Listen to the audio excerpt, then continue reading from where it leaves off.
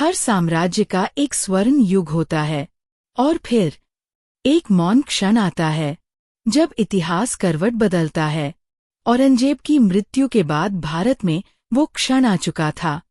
मुगल सिंहासन अब सिर्फ नाम का रह गया था। दिल्ली के लाल किले की दीवारें अब इम्तिहान बन चुकी थीं। यह वो दौर था जहां दिल्ली की गद्दी कमजोर हुई और ब्रिटिश शक्ति धीरे धीरे मजबूत होने लगी।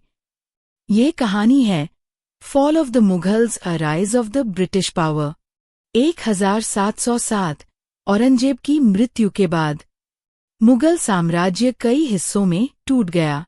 दक्कन में मराठा शक्ति उभर चुकी थी, पंजाब में सिख साम्राज्य आकार ले रहा था और बंगाल, अवध, हैदराबाद स्वायत्त राज्यों में बंट चुके थे।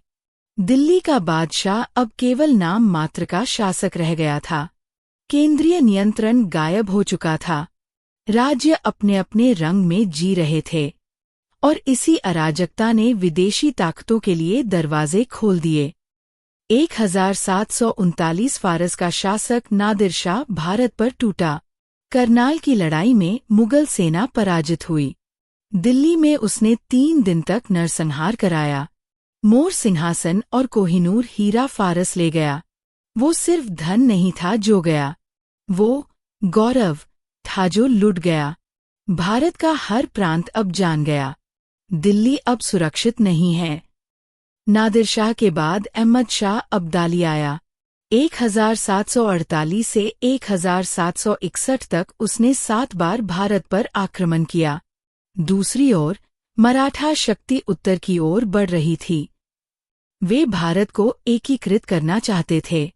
दोनों शक्तियां पानीपत की तीसरी लड़ाई 1761 में भिड़ी, जहां अब्दाली विजयी रहा, पर भारत की राजनीतिक एकता हमेशा के लिए टूट गई।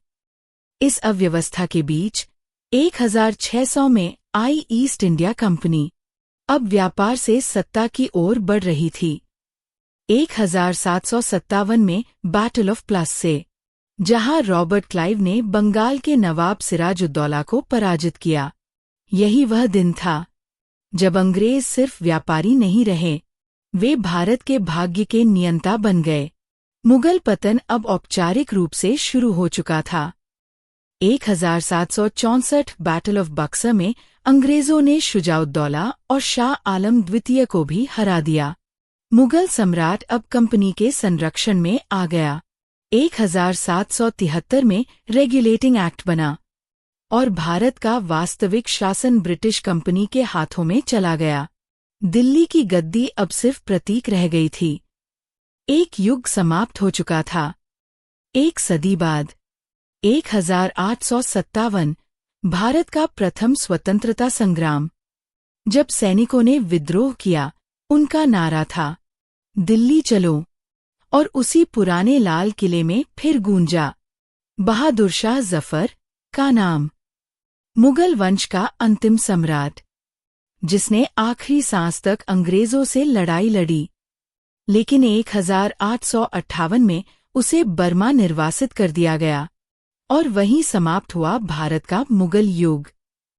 मुख्य घटनाएं: 1707 औरंगजेब की मृत्यु, 1739 नादिर शाह का आक्रमण, 1761 तीसरी पानीपत की लड़ाई, 1757 प्लासी का युद्ध, 1764 बक्सर का युद्ध, 1857 विद्रोह और बहादुर शाह जफर का अंत।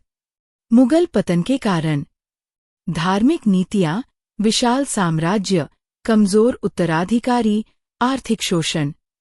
प्रभाव: ब्रिटिश शासन की नींव, भारतीय स्वतंत्रता संघर्ष की शुरुआत। तो याद रखिए, मुगल साम्राज्य ने भारत को एकता दी, पर उसी एकता की दरारों से विदेशी शक्ति आई। हर पतन के बाद एक नया आरंभ होता है, और भारत का अगला आरंभ था औपनिवेशिक युग।